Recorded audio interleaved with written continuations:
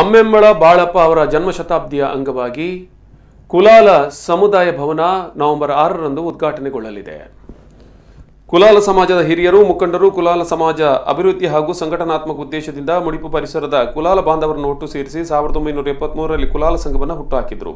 ಅಂದಿನಿಂದ ಇಂದಿನವರೆಗೆ ಹಲವಾರು ಸಮಾಜಮುಖಿ ಕಾರ್ಯಚಟುವಟಿಕೆಗಳೊಂದಿಗೆ ಮುನ್ನಡೆಯುತ್ತಿರುವ ಮುಡಿಪು ಕುಲಾಲ ಸಂಘವು ಸ್ವಾತಂತ್ರ್ಯ ಹೋರಾಟಗಾರ ಡಾಕ್ಟರ್ ಅಮ್ಮೆಂಬಳ ಬಾಳಪ್ಪ ಅವರ 100ನೇ ಜನ್ಮ ವರ್ಷಾಚರಣೆಯೊಂದಿಗೆ ಮುಡುಪಿನಲ್ಲಿ ನೂತನವಾಗಿ ನಿರ್ಮಾಣಗೊಂಡಿರುವ ಡಾಕ್ಟರ್ ಅಮ್ಮೆಂಬಳ ಬಾಳಪ್ಪ ಜನ್ಮ ಶತಾಬ್ದಿ ನೂತನ ಕುಲಾಲ ಸಮುದಾಯ ಭವನದ ಉದ್ಘಾಟನಾ ಕಾರ್ಯಕ್ರಮ ನವೆಂಬರ್ 6ರಂದು ನಡೆಯಲಿದೆ ಎಂದು ಕುಲಾಲ ಸಂಘ ಮುಡಿಪು ಇದರ ಅಧ್ಯಕ್ಷರಾದ ಪುಂಡರೀಕಾಕ್ಷ ಅವರು ಹೇಳಿದರು. ಮುಖ್ಯವಾಗಿ ಉದ್ದೇಶ ಇನ್ನೊಂದು ಅಮ್ಮೆಂಬಳ ಬಾಳಪ್ಪನ ಹೆಸರಲ್ಲಿ ಒಂದು ಕೃಷಿ ಭವನ ಆಗಬೇಕು.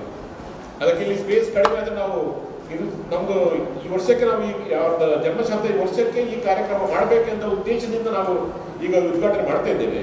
ನಮ್ದು ಮುಂದೆ ನಾವು ಅಂತಸ್ತಲ್ಲಿ ಪ್ರಥಮ ಅಂತಸ್ತಲ್ಲಿ ಅದನ್ನು ಸ್ವಲ್ಪ ವೈಡರ್ ಆಗಿ ತೆಗೆದುಕೊಂಡು ಇಲ್ಲಿ ನಮ್ದು ಮೇನ್ ಆಗಿ ಅಂತ ಹೇಳಿದ್ರೆ ಅವರು ಭೂಮಿ ಗೇಟ್ದಾರ ಪರವಾಗಿ ನಿಂತವರು. ಹಾಗಾಗಿ